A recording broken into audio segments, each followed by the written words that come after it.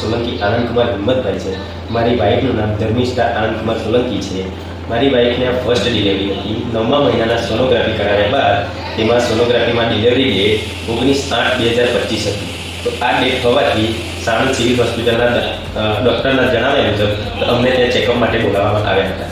ત્યારબાદ અમે સાણંદ સિવિલ હોસ્પિટલમાં ચેકઅપ માટે ગયા, પણ ત્યાં આગળ ડૉક્ટર હતા નહીં। તો અમે ઘરે પાછા થતા તારીખ 20/8/25ના સાંજે મારી વાઈફને લેબર પેઇન શરૂ થયા હતા।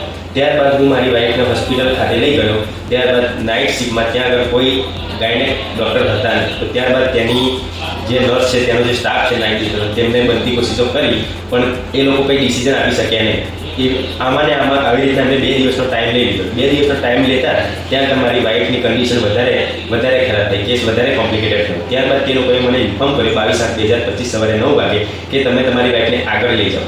આગળ સોલા સિવિલનો એમને મને રેફરન્સ કર્યો। ત્યારબાદ હું તેને સાણંદ ખાતે પુષ્પમ હોસ્પિટલમાં લઈને આવ્યો। પુષ્પમ હોસ્પિટલમાં ચેકઅપ દરમિયાન ડૉક્ટર રુદ્ર સર એન્ડ જીજ્ઞાબા મેડમે જણાવવામાં આવ્યું કે બાળક અંદર મેકોનિયમ કરી ગયું છે, તો તેના માટે સિઝેરિયનની સલાહ તેમને આપી।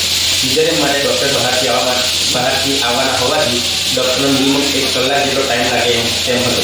ત્યારબાદ ડૉક્ટરે બહારથી આવવાવાળા ડૉક્ટરની રાહ ન જોતા તેમની બધી કોશિશો પ્રમાણે 25% ચાન્સીસ હતા। તે ચાન્સીસ દરમિયાન મારી વાઈફને તેમને નોર્મલ ડિલિવરી કરી આપી છે। પુષ્પમ હોસ્પિટલના all staff, doctor, specially doctor Rudra sir, Jignaben, thank you so much. આજે મારી વાઈફની હેલ્થ છે એકદમ બિલકુલ ગુડ છે। Thank you so much. Specially thanks for doctor Rudra sir and Jignaba madam.